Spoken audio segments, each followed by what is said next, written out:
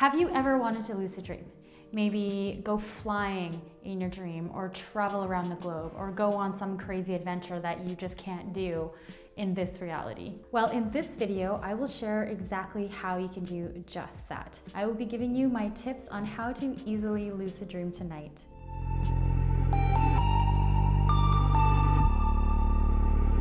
So before I tell you what the tips are to lucid dream, you might be wondering if I'm qualified to tell you how to lucid dream. Well, I have been lucid dreaming for over 20 years. I'm so conscious and lucid in my dream that oftentimes I will go levels deep in my dream. So I will be in a dream within my dream within my dream, and fully lucid in all of those dreams. And each time I wake up to the next dream, I know that I'm still dreaming and that I was in another dream, and that I will wake up and there's another dream. So I have lucid dreams in my lucid dreams, if that makes sense. I am also so lucid in my dreams and so conscious in my dreams that I have a very unique ability and gift to connect with spirit and the dream world. So I can actually channel messages from spirit. I can take your questions from this waking reality, go into the dream world, ask your questions to spirit and the universe, receive the guidance and insights, and consciously remember it and consciously bring that wisdom and insights and messages to this reality and to this consciousness for my clients. So these are what I call dream oracle readings. So I have clients who have burning questions that they want clarity and guidance on in this world, this reality, and they let me know what the questions are. I go and lucid dream in the dream world, get all their answers for them, and then come back into this reality and share their answers with them. So it's kind of like a tarot reading, or when you go see another spiritual medium or clairvoyant, it's the same kind of concept, but I use the dream world to channel my messages. So I think I am more than qualified to share these steps with you so you can easily start lucid dreaming as well. All right, so step one. Now, as I've mentioned before, I started lucid dreaming just from the mere concept coming into my reality. So I didn't know what lucid dreaming was for the longest time, and just talking with my friends one day, we were talking about lucid dreaming, and I learned what lucid dreaming was, and shortly thereafter I just automatically started lucid dreaming. So step one is really just about bringing this concept into your consciousness of what lucid dreaming is. So the definition of lucid dreaming is when the dreamer becomes aware that they are dreaming. And sometimes it may or may not involve them actually having the ability to take control of their dreams. So sometimes they could be able to take control of the characters in the dreams, take control of the narrative of the dreams, what they're doing, where they're going. They can just take control over everything in the dream.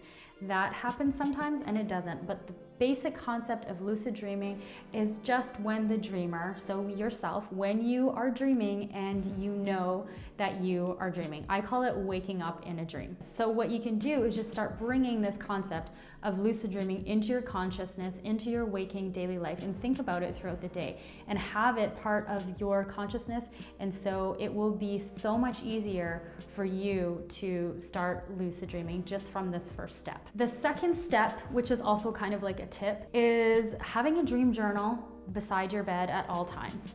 I personally use a voice memo app on my Apple Watch, and I find that super handy to record my dreams throughout the night and in the morning when I wake up. So you want to make sure that you have that ready to go for when you lucid dream, so you can make note of your lucid dreams once they've happened. Step three is intention. Intention is huge. I talk about intention all the time. So setting the intention and even meditating on the intention that you are going to lucid dream tonight is very fundamental, because it's kind of like one of those last few things that we think about before we fall asleep that you will bring into your subconsciousness and you will start experiencing when you are dreaming in the dream world. Another thing that you can do while you are setting your intention is deciding what exactly it is that you want to do while you are lucid dreaming. So for me, sometimes it'll just be like going to a tropical island or going flying or going up into space or whatever